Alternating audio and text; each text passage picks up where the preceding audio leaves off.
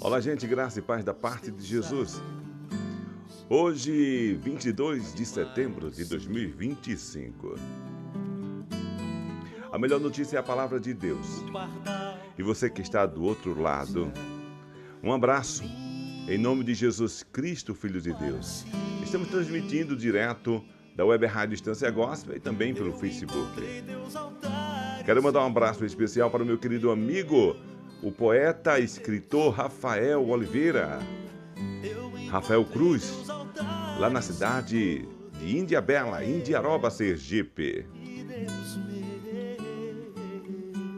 Tá aí João Alexandre cantando esta música, que é o Salmo 84. Está escrito no livro dos Salmos, no Salmo 119, e nós costumamos chamar este salmo, o Salmo da Lei. O Salmo da Lei. São 176 versículos que falam da lei do Senhor. Todos os versículos do Salmo 119 falam da lei do Senhor.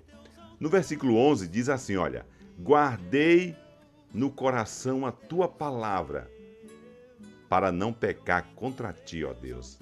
Que declaração do salmista, né? É interessante que os Salmos é um livro que eu acho fantástico, todos os livros da Bíblia, mas o livro dos Salmos é um livro que eu acho extraordinariamente fantástico, porque Deus, na sua eterna sabedoria, grandeza, poder, nos chamou como os humanos, nos chamou, nos convidou, nos convocou para participarmos da sua palavra na primeira pessoa daqueles que escreveram. Por exemplo, o salmista Davi, ele diz assim, o Senhor é o meu pastor. Quem está falando não é Deus, a Deus, mas é o salmista falando, o Senhor é o meu pastor e nada me faltará. No Salmo 116, ele começa, amo o Senhor por todos os bens que ele me tem feito. Então são declarações, palavras dos homens, dentro da sua consciência, do seu entendimento, da sua cosmovisão. E ele fala isso, e Deus, na sua eterna graça, pega aquilo que eles falaram nas escritas e traz como palavra do Senhor. E aqui o salmista, ele diz assim, guardei no coração a tua palavra para não pecar contra ti. A palavra do coração, guardada no coração, significa a palavra estar na mente, nas entranhas. Essa palavra que guia, que guarda, que instrui, para não pecar contra Deus. O pecado, ele é contra Deus e contra nós mesmos e contra o nosso próximo. Mas a primeira instância é Deus. Todo pecado é contra Deus, mesmo que seja pecado contra o próximo. E o salmista, ele diz, olha, guardei no coração a tua palavra para não pecar contra ti. Se eu peco contra o irmão, se eu peco contra o próximo, eu estou pecando contra Deus. Se eu peco contra mim mesmo, eu estou pecando contra Deus, porque eu não sou dono de mim mesmo e não sou criador de mim mesmo. Mas Deus é o criador. O Senhor é o grande instrutor, o grande legislador.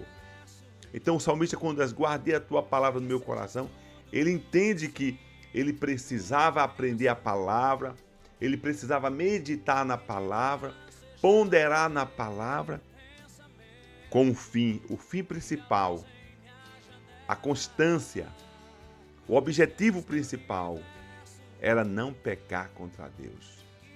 E nós pecamos com o nosso corpo. O pecado é feito com o corpo. E também as boas obras são feitas com o corpo. Por isso nós precisamos nos guardar. Guardei o meu coração para não pecar contra o Senhor. Escondi a tua palavra no meu coração. Amo o Senhor de todo o meu coração. O grego traz a palavra coração, mas lá o povo hebraico trazia entranhas, né? Entranhas. Então, gente, faça assim hoje. Guarde a palavra de Deus no coração, na mente, na alma. no entendimento para não pecar contra Deus. Mas se você não conhece a palavra, é uma oportunidade de você procurar conhecer a palavra. Leia a Sagrada Escritura, estude a Sagrada Escritura, leia a Bíblia. A Bíblia é a palavra de Deus. A Bíblia é o livro mais contestado do mundo. É o livro mais posto à prova do mundo. É o livro mais criticado do mundo. É o livro mais odiado do mundo. Mas é o livro mais lido. É o livro mais publicado. É o livro mais traduzido. Existe um paradoxo na Bíblia Sagrada. Eu não conheço nenhum lugar, eu falo com sinceridade, não conheço nenhum lugar do mundo que é proibido entrar um Corão ou um Alcorão. Mas há muitos países que são proibidos entrar João 3,16, a Bíblia Sagrada. De quanto perseguido a Bíblia é. Existem países que o cristão não pode portar sua Bíblia pessoal, mas pode portar o seu Corão e até falar. Veja como a Bíblia é um livro perseguido. Mas a Bíblia, ela é atual. Eu fico pensando, por que as pessoas odeiam tanto a Bíblia? Por que as pessoas duvidam tanto da Bíblia? Por que as pessoas criticam tanto a Bíblia? Se a Bíblia nos ensina a respeitar as autoridades. Se a Bíblia manda respeitar os pais. Se a Bíblia nos ensina a respeitar os filhos. Se a Bíblia nos ensina a respeitar as crianças. Se a Bíblia nos ensina a respeitar os idosos. Se a Bíblia nos ensina a amar o nosso inimigo. Se a Bíblia nos ensina a interceder pelos que nos perseguem. Se a Bíblia nos ensina que não devemos roubar, que não devemos invejar, que não devemos matar.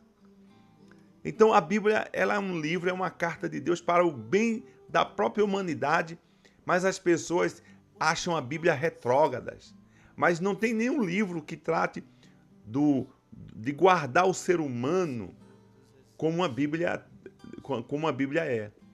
Aí algumas pessoas leem a Bíblia não entendendo, aí como a Bíblia é um livro histórico, que fala de uma história, é um livro profético, é um livro poético, é um livro que é escrito em cartas, as pessoas às vezes não entendem. Aí tem um texto lá que Israel brigou e matou, aí as pessoas ficam colocam a sua mente e o coração naquele texto e esquecem todos os outros textos que a Bíblia manda sermos humanos, sermos pacientes, sermos amorosos, sermos caridosos, sermos respeitosos. Gente, a Bíblia diz que nós devemos respeitar a religião alheia. Tratar com respeito, mesmo aqueles que não concordam conosco. Ela diz, não é pela força nem pela violência. Então, guardei a tua palavra para não pecar contra ti. Se nós guardarmos a palavra de Deus em nosso coração, nós não vamos pecar contra Deus.